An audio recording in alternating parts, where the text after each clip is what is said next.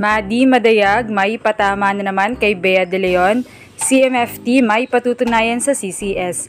Aagawin ang corona kay Sister Revisco team sa finals.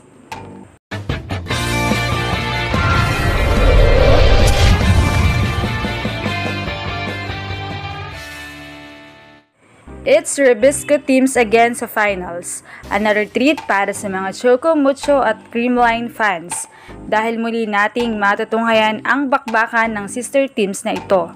Choco Mucho sweep this semifinals habang na-survive naman ng Creamline ang 4 thrilling set game kontra Petrogas at ang kanilang massive win kontra Cherry Tigo kung saan ay tinalo nila ang mga ito in straight sets.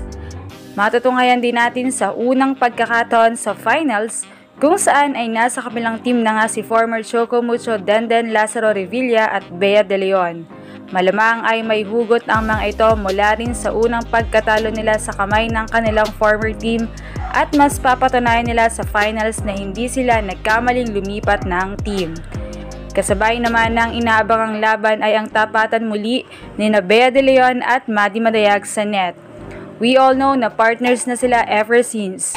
Pero noong elimination round pa nga ay natunghayan natin ang kanilang tapatan na talaga namang pinag-usapan din dahil sa kanilang mga single block sa isa't isa.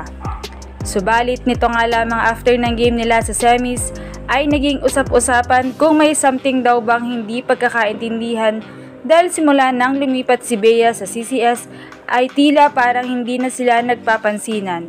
Unlike Denden na super hug lagi kina Madi at sa iba pang former teammates nila. Ayon kasi sa ibang fans ay tila may tampuhan sa pagitan nila.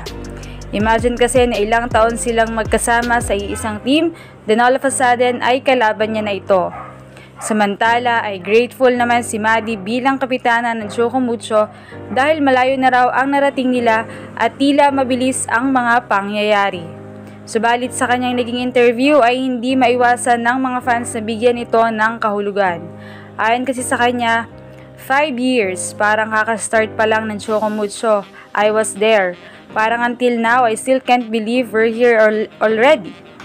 Kailangan naming tumarabaho ulit para makuha yung goal namin. I'm just really proud of my teammates na you can really see in their eyes na gusto nilang manalo. Parang may laman. Parang nagpapahiwatig ng pag-stick sa team. We know naman na isa sina Bea De Leon at Madi Madayag sa mga pioneer ng Choco Mucho. Kaya naman sobrang meaningful talaga ng samahan nila. Gayunpaman ay kailangan nila mag-move forward sa kanilang journey dahil at the end of the day, hindi na nagmamatter ang sasabihin ng ibang tao.